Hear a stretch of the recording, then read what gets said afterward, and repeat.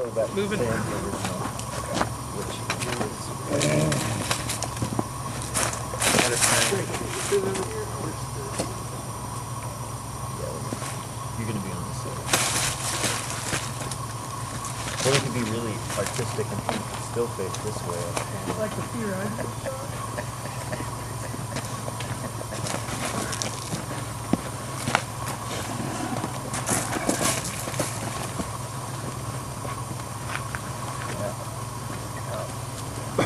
No, you're good. You're good? You're good.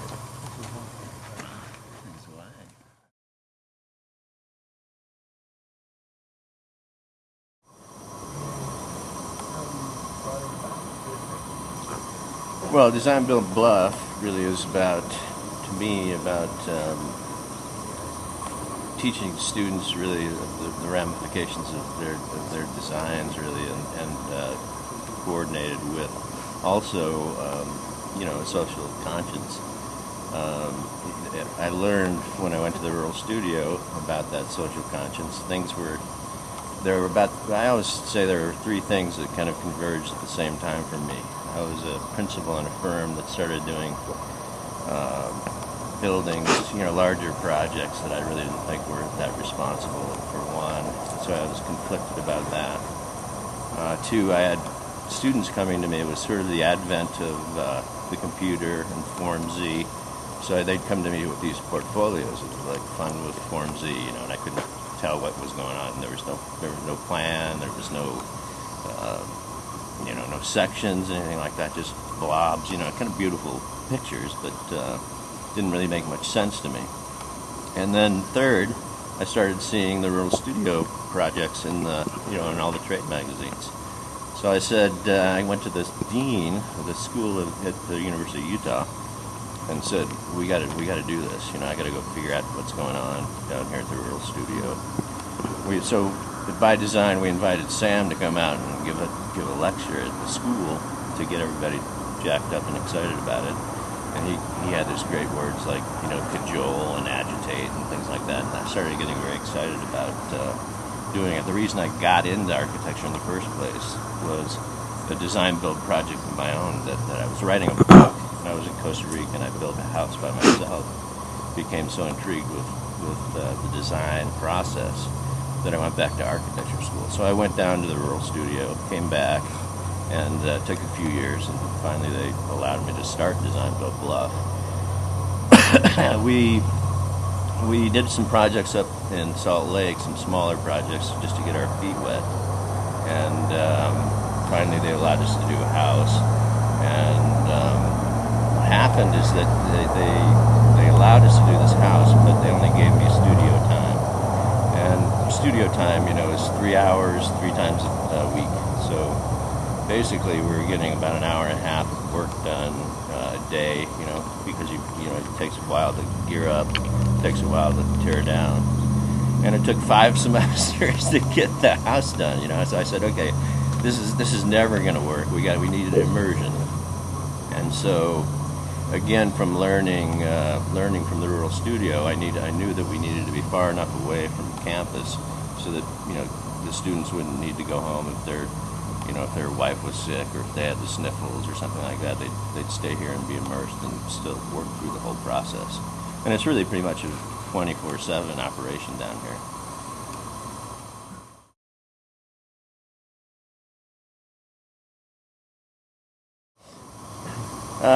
What we do is we build learning again from Sambo and the Rural Studio.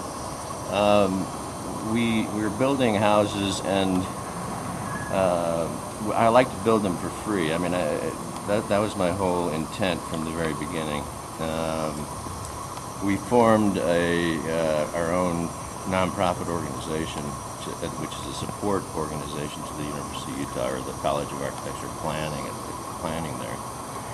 And at the beginning, we were able to give the house away free, the one we did in Salt Lake, and then we got a HUD grant here, and that became a little cumbersome because what the HUD people wanted to do, it was really arranged through the Community Development Corporation of Utah.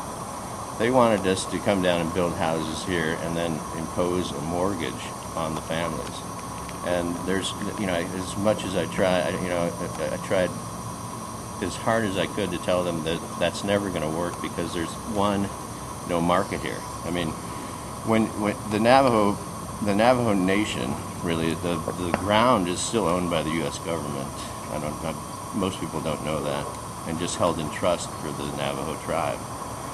So if somebody wants to build a house, they have to go through this process of getting an acre surveyed. They have to go to the matriarch, who actually is in charge of all the grazing rights. And there are some matriarchs around here who have grazing rights of 25, 50 square miles. It's pretty amazing. So they go to her, ask her if they can have an acre over here, and then there's another little radius where they have to ask everybody if it's okay. Then they get that surveyed. They go to the tribe, and then they have an archaeological survey, then finally they can get their piece of ground legalized at the tribe. And so what we do is we go around and we ask the employers of Bluff, and we used to ask a group up at the Utah Navajo Trust Fund in Blanding for a list of people, list of 10 families, and then the students come down, they interview all 10 families, then we go through a really interesting deliberation about why we should build for one family or another. That's an really interesting deliberation, I find, every time. A couple of times it's been really unanimous right off the bat. And unfortunately, I think the problem is we don't have enough time to really get to know these very reserved people, the Navajos. And the students generally pick somebody who they can connect with more, who's more educated, and it makes for a better project probably, because there's more dialogue between the family and the students. But I find that the neediest people sometimes don't get selected. So this year it's interesting.